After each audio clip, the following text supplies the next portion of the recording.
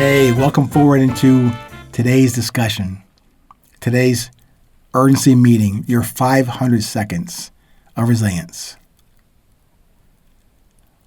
What happens in the middle is immaterial. I heard that somewhere before, but I know Mr. Eckhart Tolle, in a presentation he made years ago, he was talking about the dash. The dash. On your headstone, your epitaph. The date you were born, the date you died physically, the thing between there, those two statements on your headstone, the dash. I know it sounds pretty much dismissive. That dash really is the compilation, the summary of your life, that dash. How about this, before I get into this discussion today? Mr. Ryan Holiday, the guy who puts out those daily stoic missives, is a quote from Mr. Ryan Holiday. Quote, "By distinguishing between what we can and cannot control, it becomes clear that only our choices, deeds, words, and thoughts deserve our focus.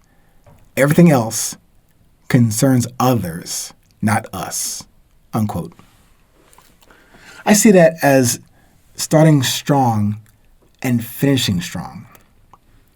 Distinctive actions all the way through the experience, the effort, the condition. But finish whatever you start with strength and with more courage than fear. Again, the really core definition for resilience. Courage more than fear. No, you can't coast through the working part of this effort or of this life. You can't coast through this life without exercising or activating your purpose, message, and mission. For emphasis, your personal message, mission, and purpose. Not from a mandate or an external dictum or proclamation or executive order from outside of you. Certainly, those events and formal or informal complaints or arguments will appear on your path or on your journey. But allow me to refocus you on the present moment. What happens between what you start and what you finish is immaterial. I heard that directly from a fellow saged and seasoned musician the other day. That's where I got that from. He was saying, before we were going to embark on a free play jazz and funk jam session, he said that kind of statement. He said something like this. Actually, he said specifically these words: to start clean and finish clean. Meaning, we're going to play some music here, unwritten, the musicians in this room. We're going to start clean and finish clean. And he said then, no matter what we play in between those 2 points, it doesn't matter. He was saying it's more important to enjoy the exchange and interchange between the various instruments in the band that day. He said to start clean and finish clean, and whatever we compose on the fly and in the middle is immaterial. I know that may sound like a bit of random gobbledygook garbage here right now.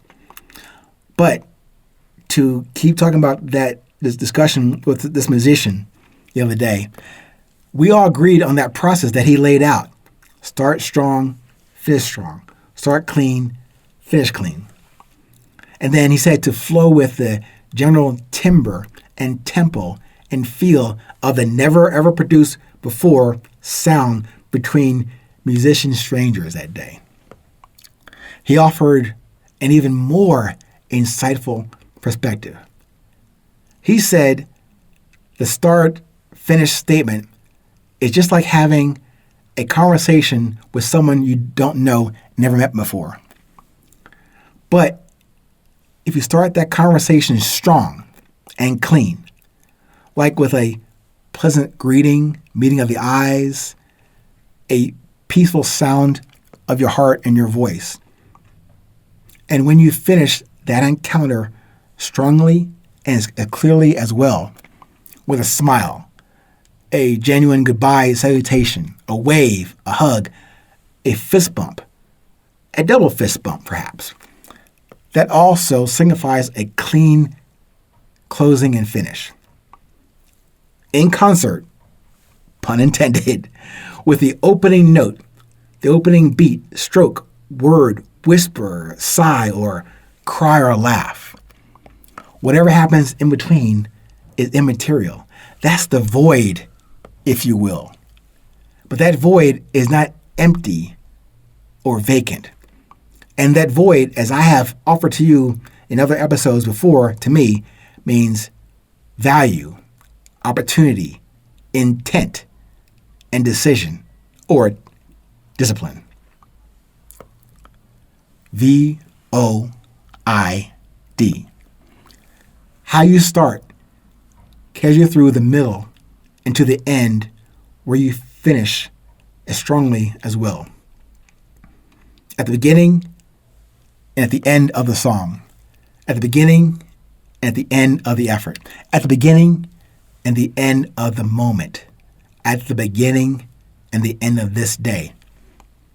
If you get a reprieve or a refresh or grace for another day or another moment, make sure that you start that and finish that now after next moment with the strength that you have, that keeps you present, keeps you current, and keeps you always on 820.